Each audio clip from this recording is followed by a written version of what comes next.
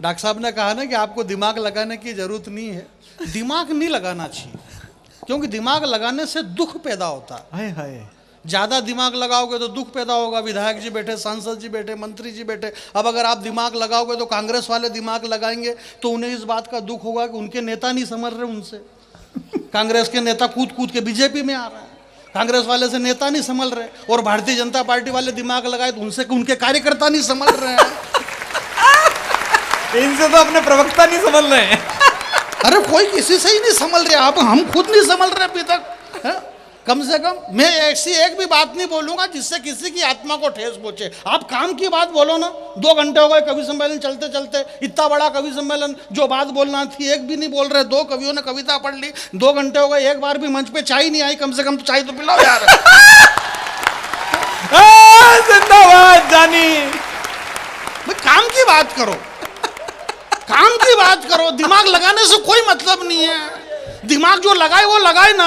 आप ही के यहाँ का बेटा नरेंद्र दामोदर दास मोदी चाय वाला, ये लो जी भाई साहब, चाय वाले को नहीं रोकना चाहिए बेटा। अरे अरे चाय वाला आदमी वहां गया 7 समंदर पार।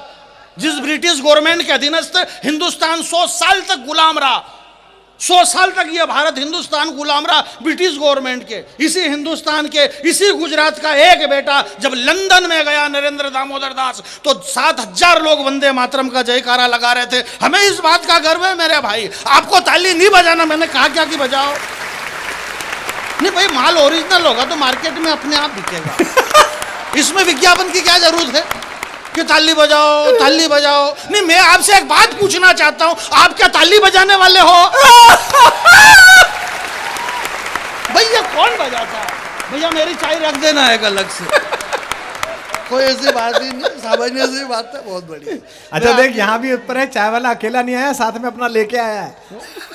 चाय वाला दिल्ली अकेले नहीं जाता, लेके जाता है। तो वो तो लेके क्या जाते हैं, चाय वाले तो वरिष्ठ लोगों को लेके जाते हैं। जैसे आप अपने वरिष्ठ प्रधान दुबे जी को लेके चल रहे हो, चल रहे 3 दिन से। बोले ये 3 दिन से मेरे साथ में दुबे जी। ऐसे कैसे हमारे चाय वाले जो हमारे देश के आदरणीय प्रधानमंत्री जी, वो भी अपने वरिष्ठों को साथ में रखते हैं। जो श्रेष्ठ बड़े हैं, उनसे उम्र में बड़े हैं, उनको सम्मान देते हैं। मुरली मनोहर जोशी जी, लाल कृष्ण अडवाणी जी, सबको आगे बिठाते हैं, और आगे बिठा करके फिर इस माइक से कहते हैं वो कि भाइयों और बहनों, आज मैं जिनकी वजह से हूं, इन लोगों की वजह से यहाँ पे खड़ा हुआ हूं, और ये जहां पर बैठे हुए हैं, ये मेरी वजह से यहाँ पर बैठे हुए हैं। तो ऐसा थोड़ी सब साथ में लेके चल रहे हैं। कुछ नहीं, ये मेरे को याद आ गया तो मैंने सुना दिया। पहली बार कवि सम्मेलन हो रहा, अगर मैंने सुना था तो ये डॉक्टर साहब सुना देते, क्या मतलब है? अब ये नहीं भी सुना है तो इनको क्या फर्क पड़ रहा है? इनके तो 20 लाख पक्के, हमारे तो 1 लाख तो होने। ये सारी बात है हमारे। बात ये नहीं, कुल मिलाकर के बात ये है कि भाई, हमारे डॉक्टर साहब ने कहा अभी कि ऐसे हमारे हिंदुस्तान के नेताओं की बात हम विदेश में जाकर के क्यों करें, और वाकई में नहीं करना चाहिए। जैसे भी हैं अपने हैं भाई। अगर ये सड़क खाएं, ये चारा खाएं, ये 10 करोड़ खाएं, 20 करोड़ खाएं, तो अपने हैं भाई, अपने यहीं का खा रहे, क्या मतलब है? और अपन नहीं खाएंगे तो कौन खाएगा? ये हिंदुस्तान की संपत्ति सरकारी संपत्ति है, इस पर सबको अधिकार है। आप खाओ पियो ऐश करो, बस संसद में घाटे का बजट मत पेश करो। और ये कौन चिल्ला रहा है कि खा गए खा गए? ये वही चिल्ला रहा है जिसको खुद को खाने को नहीं मिला। इसलिए आप खाइए, खाने में कोई दिक्कत नहीं है। मैं पीने के बारे में कुछ भी नहीं कहना चाहता हूँ। इस पीने को लेकर के बहुत सारी समस्या पैदा हुई। दुबई के अंदर श्रीदेवी मर गई, मालूम पड़ा कि पीने से मरी थी। इसलिए पीने के बारे में मैं कुछ भी नहीं कहना चाहता हूँ। जब तक हम जिएंगे तब तक हम पिएंगे, ये सारे पुराने गाने, ऐसा कुछ नहीं। हमारे अमित भाई ने जो देशभक्ति की इतनी बढ़िया कविता सुनाई, भगवान श्री कृष्ण की कविता सुनाई। गांडीव धारण किए हुए अर्जुन, श्री कृष्ण भगवान रथ के ऊपर विराजमान है, गांडीव हाथ में अर्जुन के है, और अर्जुन गांडीव से तीर चलाना नहीं चाहते हैं। भगवान कृष्ण कह रहे कि चला दे, देख नहीं चलाएगा तो तेरा कुछ भी नहीं बिगड़ेगा, मेरा बिगड़ जाएगा, क्योंकि मैं इसीलिए अवतार लेकर के आया हूँ, इसलिए तू चला दे। तो वो चलवा नहीं कर रहे। बात कुछ नहीं, गीता वीता आप दुनिया के कोई से भी शास्त्र पढ़ लो, 18 पुराण पढ़ लो, 6 शास्त्र पढ़ लो, 4 वेद पढ़ लो, रामायण पढ़ लो, भागवत पढ़ लो, गीता पढ़ लो, दुनिया में कुछ भी पढ़ लो, उसका बस एक ही सार है कि जो आया है वो जाएगा, वो जाएगा, और जो जाएगा वो वापस आएगा।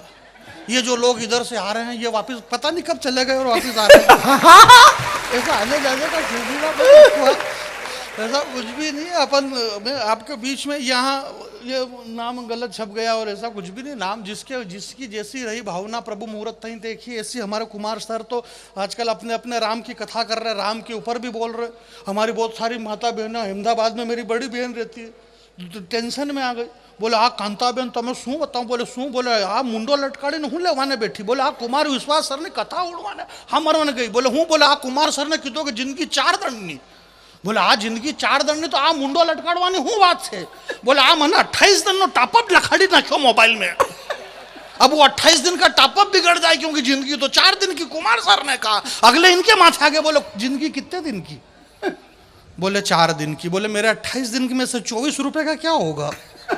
अगला आदमी 1-1 रुपए का हिसाब लेना चाहता है। मेरे भाई मैं आपके बीच में एक बात कहना चाहता हूं। डिजिटल खिड़की का बहुत बहुत धन्यवाद, जो एक बड़ी कंपनी इस देश के अंदर राष्ट्रभाषा हिंदी, जो कि सिर्फ हमारी राष्ट्र भाषा ही नहीं है बल्कि हमारी माँ है, इस माँ राष्ट्रभाषा हिंदी को लेकर के पूरे देश के अंदर एक बड़ा मिशन इन्होंने बना रखा है। मैं डिजिटल खिड़की को प्रणाम करता हूँ, जो यहाँ मोरबी जैसी जगह में पहली बार इतने विशाल लोगों की भीड़ में इतना बड़ा कवि सम्मेलन आपने करवाया। आप चाहते तो यहाँ पर और भी कुछ प्रोग्राम करवा सकते थे, किसी फिल्म स्टार को बुला सकते थे और कोई प्रोग्राम करवा सकते थे, परंतु आपने राष्ट्रभाषा हिंदी का कवि सम्मेलन करवाया है। इसलिए मैं राष्ट्रभाषा हिंदी की कविता की तरफ से आप सबको बहुत बहुत धन्यवाद ज्ञापित करता हूं। इसमें ताली बजाने की जरूरत नहीं है, दूसरे प्रोग्राम में पैसा और ज्यादा लगता है, ये थोड़ा सस्ता प्रोग्राम था।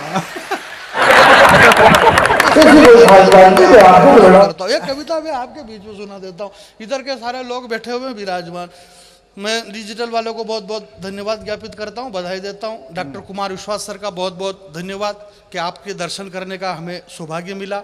आप भी, हमारे भैया भी बहुत बड़े भावुक हो रहे थे, बोले हमारे छोटे से निमंत्रण पर देश के इतने बड़े कवि वशिष्ठ कुमार विश्वास जी और सारे बड़े कवि यहाँ पर आ गए। मैंने कहा आपको इतने भावुक होने की जरूरत नहीं है, इन्होंने जितने मांगे इतने आपने दे दिए तो ये आ गए, इसमें कोई नई बात थोड़ी नहीं है। आप पैसे देते तो सब आ जाते। ये हमारे अमित शर्मा जी देशभक्ति कितनी बड़ी बड़ी बातें कर रहे हैं, आप भी इनके 2000 रुपए कम कर दो, तू तड़ाके पे आ जाते हैं। क्या बात कर रहे हो आप? आदमी को यथार्थ में जीना चाहिए, जो सत्य क्या है उस सत्य पे जियो यार। बाकी फोगट की बातें सब ऐसा वैसा करने से कुछ भी नहीं है। और 2 घंटे से एक ही बात हो रही। बोले मोरबी में पहली बार कवि सम्मेलन हुआ, भैया कह रहे थे बोले 370 हटी, 370 हटी। अरे भाई 370 क्यों हटी?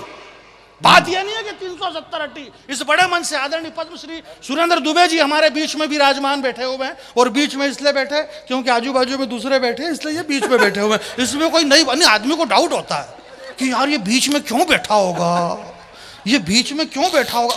आदमी अरे यार कंफ्यूज हो जाता है ना कि यार ये कब सब कह रहे कि हमारे बीच में दुबे जी बैठे हैं, हमारे बीच में दुबे जी, तो क्या मालूम दुबे जी को डर लगता है कि ये आजू बाजू में क्यों नहीं बैठते हैं, ये बीच में क्यों बैठते हैं। तो ये बीच में इसलिए बैठते हैं कि देखो एक तो ये जगह यही खाली थी, और जो बड़े होते हैं हम उनको बीच में बिठा के रखते हैं, क्योंकि बड़े से हमें बहुत कुछ लेना होता है। आप सर ने बताया, कुमार सर ने, आपको बिल्कुल भी ध्यान नहीं देना है। कुमार सर मुझे बहुत प्यार करते हैं, और प्यार इसलिए करते हैं कि हालांकि मैं हूँ भी इस काबिल, इसलिए करते हैं, कोई खास बात नहीं इसमें। तो ये अलग बात है कि ये मेरे से करते हैं और मैं और किसी से करता हूँ, ये मालूम नहीं पड़ रहा। इस देश में ऐसे कर करके हमारे मध्य प्रदेश में सरकारें गिर गई। कौन किससे कर गया मालूम ही नहीं पड़ रहा। और अखबार वाले लिख रहे हो, बोले सरकार गिरी रे, सरकार गिरी, टीवी पे चैनल पे बोले सरकार गिर गई, सरकार गिर गई, सरकार गिर गई। सांसद महोदय मैंने कहा बोले सरकार गिर गई, इससे तकलीफ नहीं है, तकलीफ ये है कि कितनी गिरी ये तो बताओ।